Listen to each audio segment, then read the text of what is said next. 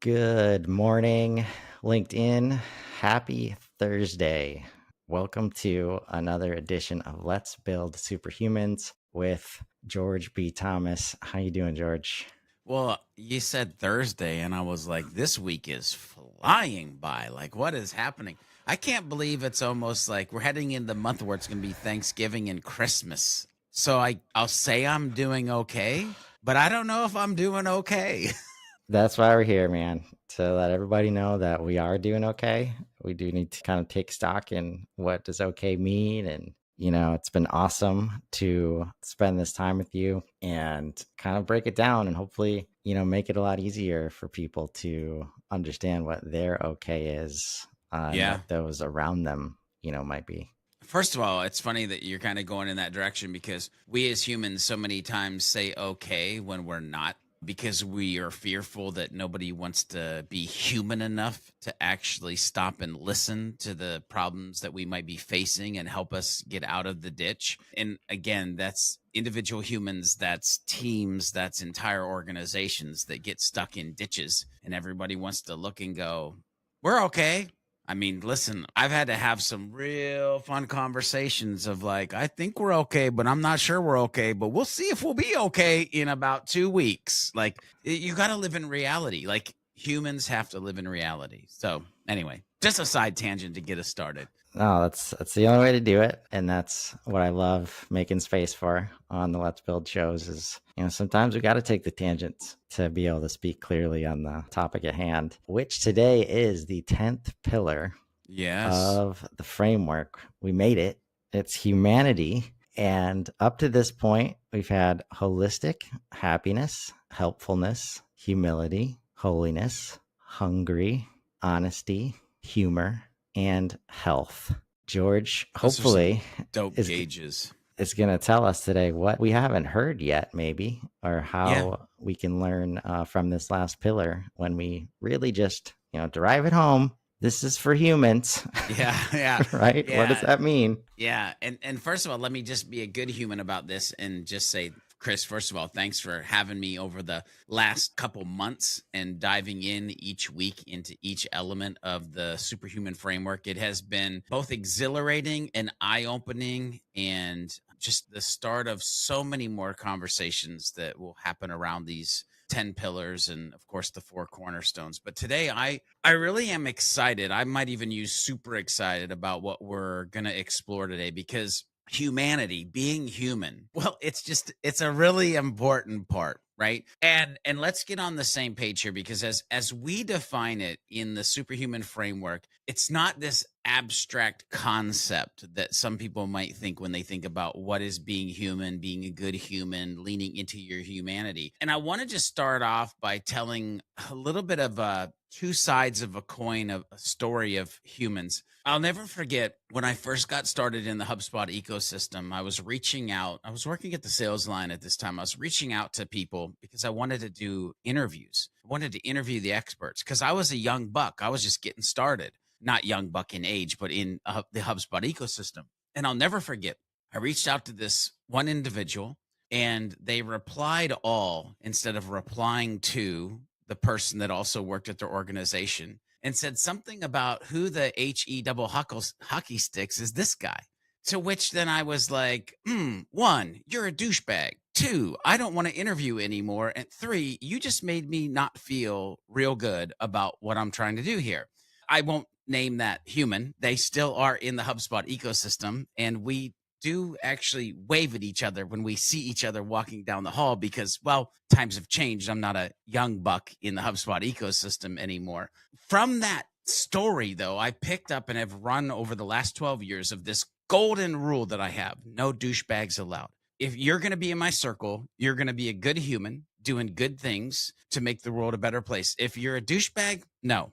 Let me tell a story of the other side of this coin. When I was a kid, my parents had this friend, and this friend had like a log cabin. He had a little bit of land. He had like four-wheelers and motorcycles, and like his kid and I were friends, and we'd go hang out. And he just seemed like a normal guy, like average, like lived in Montana, normal dude, blue jeans, flannel shirt, down to earth. And Chris, it was years later, I found out that he was the number one orthopedic surgeon of the actual valley that we lived in, was worth millions of dollars. But you would never know it because there wasn't an air of arrogance. There was a level of humility. There was I put my pants on one leg at a time, just like everybody else. And so understanding there are these kind of two choices to be one or the other, and maybe you can be in the middle. I would ask the listeners, the viewers, to diagnose, like,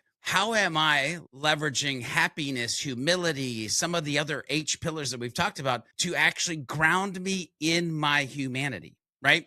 If I go out of this and I talk about humanity is not just about making connections, right? Because that's what I was trying to do. I was trying to make connections, do interviews. We were friends with Frank. That was connections. The thing that we need to lean into is it's about making connections with other humans that are intentional. By the way, the line that is, it's not about making connections, it's about making connections that are intentional. There's probably a bunch of humans on this planet that can put that in their networking pipe and smoke it for a hot second. Now, I digress. I don't mean to be mean, but like the idea of business networking and intentionality. Do you create these connections with intentionality, or are you another level of noise and nonsense? And is that eroding your in real world or online humanity? Right. So these are some of the like issues and problems that you kind of see that we run into, and they can be little or they can be huge. But humanity, again, is about making these connections that are intentional. There's a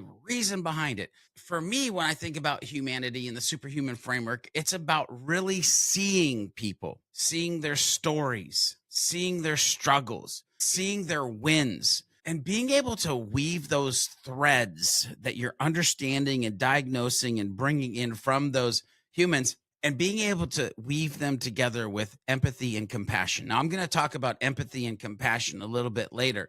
If I boil this down to, it's about showing up as a good human, wanting to do good things in the world. And when we do this, we don't just build teams, we create environments where people feel genuinely valued and deeply connected. By the way, not the first time I've said those words on an episode with you. Like, there are these, if somebody would go back and listen to like the almost probably 8 hours of these back to back, the amount of times that you would hear like seen and valued and connected based off of these 10 pillars, these gauges that we can be paying attention in our life is just crazy. But when we do this, when we're focused on like this deep connection, when we're focused on our humanity, we're not just shaping a company culture, we're crafting a culture that becomes a catalyst for transformation and growth. Now, I want to say that again for the people in the back seats, because if you're not creating an organization that is focused on this, see, are you just creating a company culture, or are you crafting a culture that becomes the catalyst for transformational growth for your individual employees, teams, and even yourself as a leader? We become, at this point, extraordinary humans in an organization or culture like that, striving to live beyond the status quo and leaning into embracing our full potential. So when we think about that, and it's like, that is literally what we're talking about when we're talking about being human or humanity. Like, why does this matter so much? If I'm a leader, if I'm in an organization, if I'm a head of a team, well, why does this matter so much?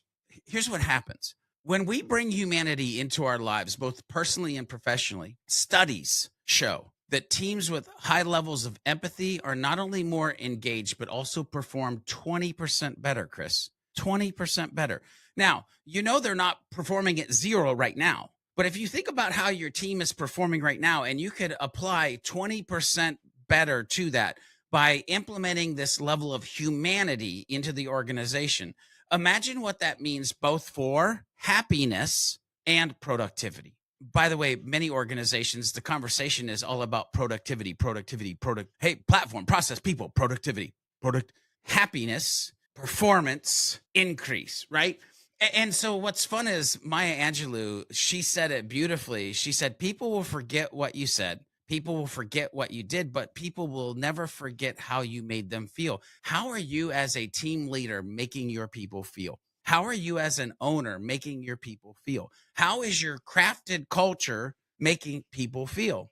That's the essence of humanity. It's about the legacy that you leave, or the potential legacy that you can leave in the hearts of those humans that you have the opportunity to touch, that happen to go, along with you in a portion of your journey down the road of life. Humanity is at its core is so important to personal growth and so important to high performing teams. And when we take the time to connect on a human level, we see that trust up and to the right flourishes, increases, whatever words you want to use. Morale of the group rise. Alignment naturally happens. See, this isn't just about engagement, it's about fulfillment, happiness, fulfillment, productivity, right? And again, I'm doing these word clouds like I do with every one of these sessions that you and I have sat down, because I want these pieces to pull out of, and the stats. I want the stats and the word clouds to just like ingrain in people's brain, where they can't just leave it alone. They got to fix it. They got to change it. When it's about fulfillment, that radiates into every aspect of our lives, by the way, personal, teams, culture. So I want to dig deeper into like a sense of belonging and connection, but I want to pause here first and just get your thoughts on the idea of humanity, the two sides of the coin, like maybe you've seen in organizations that you've worked with or in. I'm so glad that you like centered around this idea of connection. And as you're talking through it, like, we put so much emphasis on touch points, right? Us in the customer experience, growth, marketing space. But as soon as that starts to automate this connection part, and I've talked about this already, like, is that really the part that we want to replace, like the humans? And here's why not, right? And so I think this is a practical example. I have created a lot of content this year. So when people connect with me inbound, right? Little connect. That's the activity that they're taking on LinkedIn, right? My first question is, thanks for the connect. What brings you my way today? And at this point, I've probably already checked out their profile and understand their title. And I'm already passing some judgment on whether they're trying to, pitch me or they've seen some content. Because usually when they've seen content, they will answer that question with, I've seen this show. Yeah. Right. When they can't, right, I'll give them a couple tries, like ask some more questions. But at that point, and I've been able to describe the process to people, but what am I actually trying to accomplish there? What I wrote down as you were talking about it, like, are you trying to connect with me, the human being, or are you trying to connect with my profile, the co-founder, the head of experience, the head of sales, whatever the demographic of your ICP or your buyer persona? And I can sense that like immediately, right? Yeah. And that's where, like you say, like there's the activity of connecting, but then there's the connection, with the human being. And it's a very different thing. And as a leader, I would say, whether you know it or not, and you tell your team to just get out there and get touches, like automate connection invitations and requests, which I've done in the past. I know, like, there's these volume plays. Just because they get results doesn't mean, it's a good idea, because when you do that, you're automatically removing the humanity from your team. Like, yeah. I want to double down into something that you mentioned about connection, because I also think that you're leaning into this other piece that I'm going to talk about is like, do you belong here? Or on the flip side of feeling like you belong. Like, listen, if you're connecting with the profile, if you're connecting with the title, what you're truly trying to do is connect with the wallet. And I'll tell you, if you're connecting with the profile and title to connect with the wallet, that's what I say about that. Or you're going to get this from Chris or me, right? Because what we want is we want people who are connecting with our brains and our hearts. And if you connect and engage with our brains and our hearts, at the end of the day, at some point, you might have a chance to connect with the wallet. But when you go for the wallet first, it's not going to happen. And this is just how humans work, right? And so let's talk about this idea of connection belonging, and really, again, when we're talking about the component humanity, we're talking about the superhuman framework and the idea of creating belonging and genuine connection, individual, teams, organization. When we go in this direction, humanity, while I'm going to talk about empathy, because you couldn't have a humanity conversation without talking about empathy, I want everybody to know it's more than just empathy and kindness. Okay. Like, I feel like that's kind of table stakes. And again, depending on how you were raised, maybe it's not, but it should be. Humanity, in the sense of what we're talking about right now, is about building communities where everyone feels seen, valued, and the big word here is respected. Because, by the way, I can see you and I can make you feel valued. But when I really value you, there's a level of respect. And I don't care if you're male, female, whatever. Like, respect is a ingrained piece that we can feel if we have it or if we're lacking. To you leaders out there, do you respect your employees? To you employees, do you respect your leaders? You see, when we prioritize this kind of connection, we're not just changing individuals. This is when we start to transform cultures, whether it's in a team or it's the entire company on a broader community cultural standpoint. Chris, again, word clouds and research and stats, right? Research tells us that when people feel a sense of belonging, they're not just happier, they're also 50% more productive. What do companies want? Productive humans. What do teams want? Productive humans. What do humans want? To feel seen, heard, respected. And if they are, guess what? They're happier and 50% more productive. So instead of always focusing on how can we optimize the ish out of our organization for more productivity, how can we optimize the humans' happiness for more productivity? So why is this? Like, why am I going down this vein? As humans, feeling valued and connected speaks directly to our basic human needs.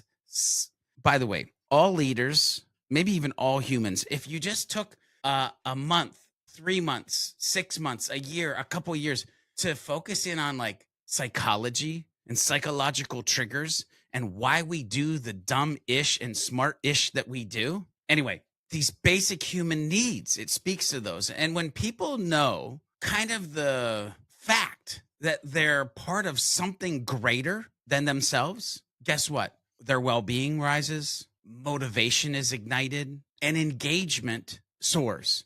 By the way, I hope everybody understands how important engagement soars is right now in a culture of quiet quitting. Hashtag problem, quiet quitting.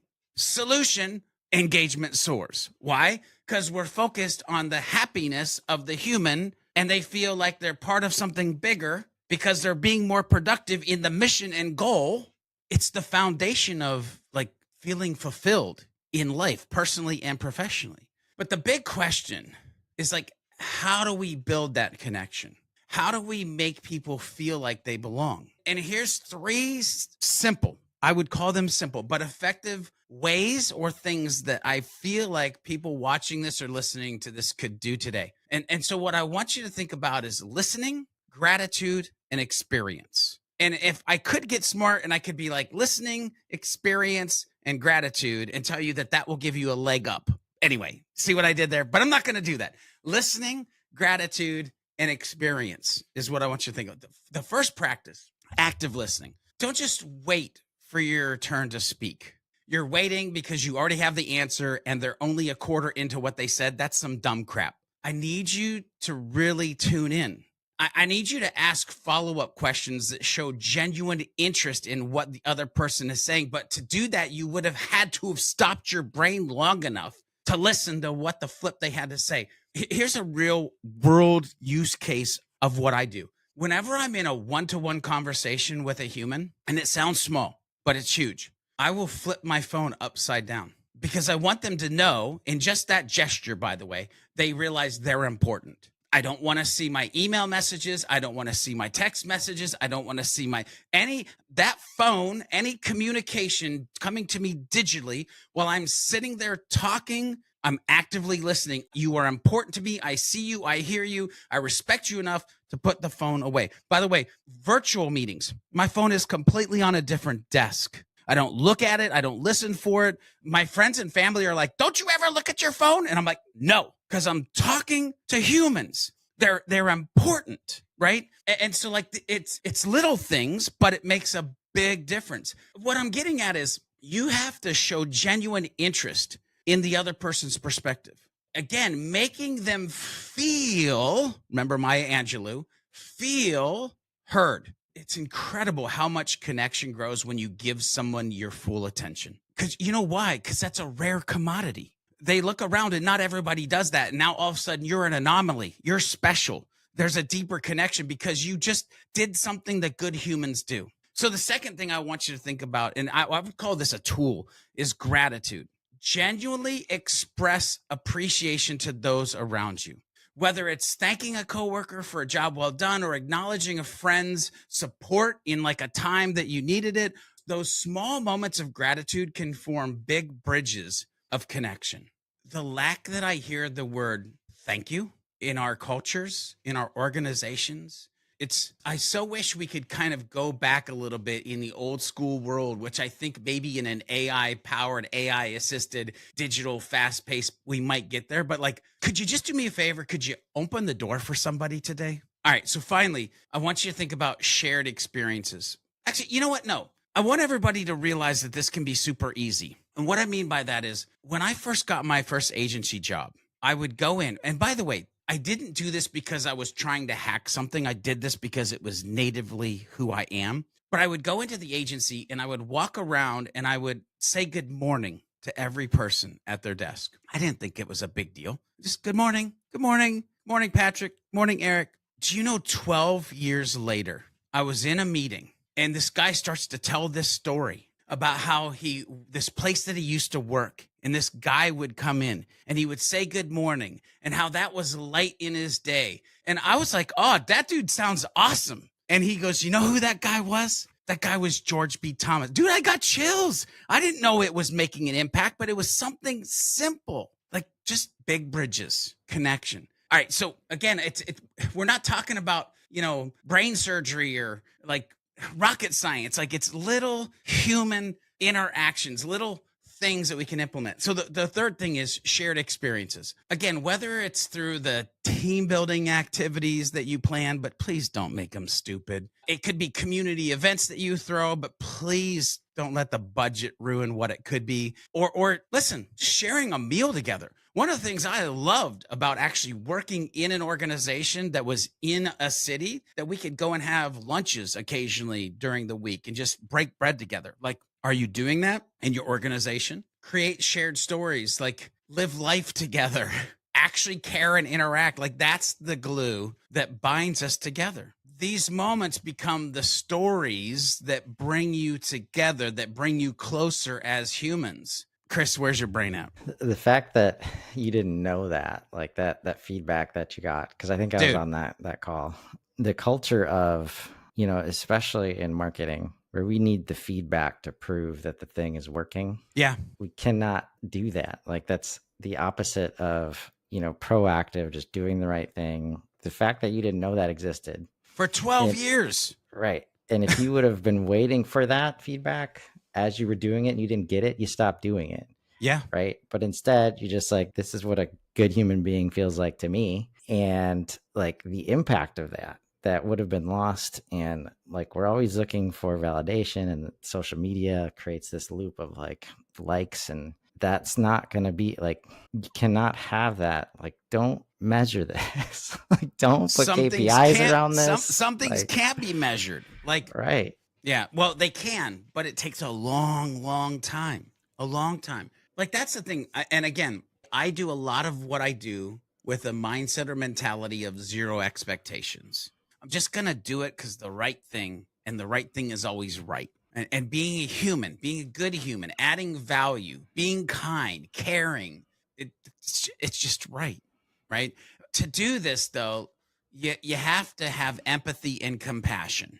Something that like I feel like should just natively be built into humans, but I've realized like sometimes the life we live or the place we were born or the choices we make, not that we can't have those, but maybe they've been at bay so far. Maybe we haven't been able to leverage them to the level that we could be. But if we continue to build on this idea of humanity and connection, I want to dive into empathy and compassion, because these two things, they're the engine that makes all of this work, by the way. Everything that we've talked about so far, empathy is about understanding another person deeply, not just understanding, not just seeing, understanding what makes them tick. It's about stepping into their shoes, or as my dad used to say, walk a mile in their moccasins. I don't know where he got that saying, but like deeply stepping their life, right? I said shoes, but life. I'm giving you words here. And because of that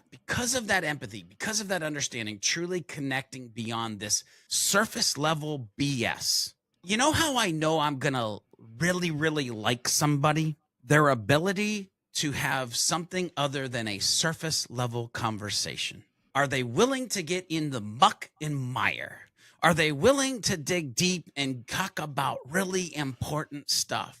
So let's talk about teams and kind of this concept here. Teams that exhibit high empathy, Chris, they have 25% better communication and trust levels. One of the biggest problems that I've seen in organizations over the last 12 years is humans don't like to have conversations with other humans. Marketing and sales silos, marketing trying to talk to C-suite. Like, you could just keep on listening. But if you have this empathy, there's a 25% better communication thread happening. There's deeper trust levels. And these are essential ingredients for what could be an amazing, awesome, fantastic, whatever word, thriving culture. By the way, this stat, this source, Harvard Business Review. I think they know a thing or two, right? So compassion, by the way, is empathy in action. So you have to have empathy. Now, how do you put it in action? When leaders, team, individual human leading from the back pew, whatever, the actual leader or owner of the, when whoever you are as a leader of your own life, of the whatever, when you show compassion, again, you're not just listening. You're listening and then you're freaking doing something about it. Imagine a leader who makes the effort to ask how their team member is really doing, getting past the, okay, we literally talked about this at the beginning of the show. Okay, how do you get past the okay and really doing?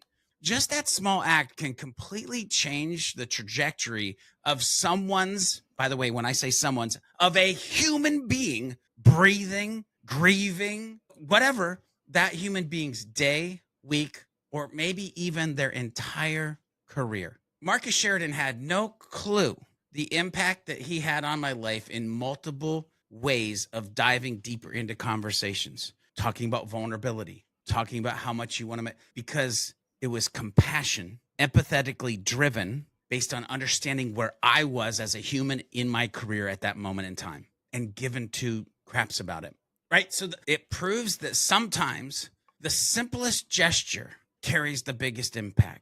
Good morning, Eric. Good morning, Patrick. Good morning. Small. And all of this comes down to humanity in action, whether it's empathy or compassion. So to everyone listening, think about, how can you bring a little bit more empathy into your interactions today?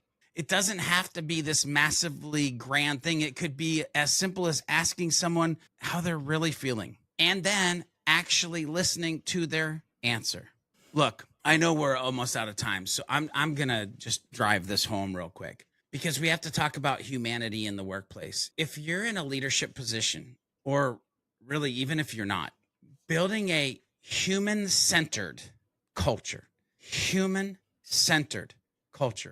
it's not just a nice to have anymore. It is essential to your future progress and the ability to have any type of ROI that you're looking to have in the dramatically changing over the next 2 to 4 year world that we're going to be living in.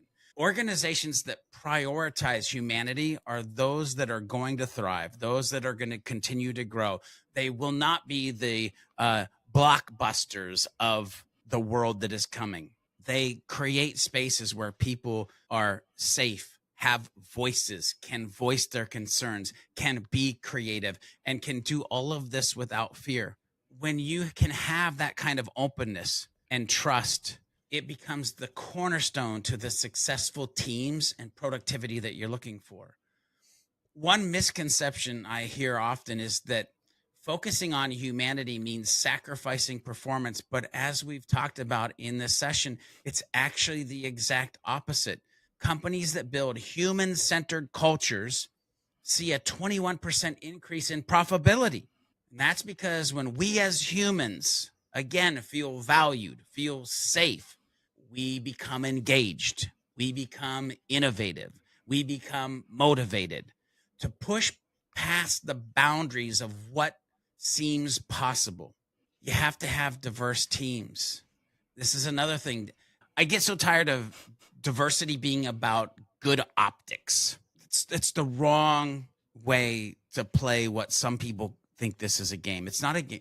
Diverse teams are 87% better at making decisions because they bring a range of insights and ideas to the table versus this bubble that happens in a lot of organizations. If we're serious about building cultures that are not only human but also high performing, we have to place diversity and inclusion at every core aspect of this, but in the way that it's supposed to be, not the way that some organizations are doing this. Listen, as I land the plane and Chris have a little bit of time to maybe reflect on some of these things, we started out by redefining humanity as more than just a concept. It's about intentional connection, empathy, and compassion. I've sat here and talked and we explored how belonging is crucial to well-being and productivity and how that can be a superpower for your organization. And we've even looked at how these ideas can and should be woven into the workplace to create cultures that value both humanity and performance at the same time. So here's my challenge to all of you. I want you to make a conscious choice today to bring humanity into every aspect of your life, whether it's at work, at home, or in your community. Take those, as I've shown, small steps. Listen fully, practice empathy, embrace diversity, create a space where people feel like they belong and are part of something bigger, part of a mission. Bottom line, humanity isn't just an idea, it's a practice. And it's one that starts with each and every one of us individual humans implementing and focusing on it every single day. Chris, what are your thoughts, brother? Save the best for last, brother. Like, this has definitely been the most speechless I've been on any episode because it was just so good. I did not want to get in the way of this knowledge and wisdom. I've got a lot of ideas, man. There you go. About that's what's important. About ways that could connect this to help people practically apply. And what just came to mind, and I think can be an analogy and a part of the thread there. I think you mentioned like you wish it was built in natively, right? And it actually is. Yeah. Right? Like we're born with a lot of these things we often hear about as we're kids. It's easier to laugh. It's like we don't worry about what other people are thinking. So we have very clear communication habits, right? And it's almost like that's the human data model that we come with, right? And as we grow, as we learn around the world around us, we find ways to make it not about the humans. And we change the data model. We change what's important. We change what's visible. And then those things start to drive our decision making. And we just lose sight. All those things were innately built with, like empathy, compassion, most of the things we talked about in this episode. If you're having trouble, like if this hits as too like touchy feely, I'm a leader, I'm in business and we're trying to grow, I don't know how to translate that. That's a way that maybe we can help translate it. Because at some point you can't see your people anymore and you just see your bottom line. And that's where all of these issues, pop up. And that's it, man. So this episode has been very validating in what I've been doing this year in terms of just creating more conversations around topics that people have had trouble with or just don't know about. And this being one of them. I did not, this was not in the this plans. This is not what you expected. Right? Right? This framework, yeah. Finding this path to get to the heart of what is actually causing problems in every business that we look at right now. So I'm thankful, man. I'm thankful that you're around to put this together. and hopefully help a bunch of other humans, take these steps, man. Yeah, for me, listen, it's funny because I have been trying to be a catalyst for growth for more than the last 12 years, but in the HubSpot ecosystem for the last 12 years, I'm trying to be a happy, helpful, humble human. And in that, I've helped hundreds of organizations make millions of dollars using HubSpot, which, by the way, I can go to bed and like feel great about that. That's like my mission and my mission field. But for some reason, the universe has put this passion on me. I feel like it's part of my purpose is to now go into these organizations and other organizations and help them stop losing billions of dollars, stop losing good humans, and really be able to reach the levels in which they could be reaching. Because even if you're successful, even if you are like, this is the best business ever, what if it could be more? Is it possible if you focus on the people? So if you're out there asking that question, how do I focus on the people? You will find opportunities and they will challenge you, I'm sure. But as you take a look, be reflective, ask yourself the hard questions, get to the hard truths, find those opportunities, and let's grow. Have a great day, everybody.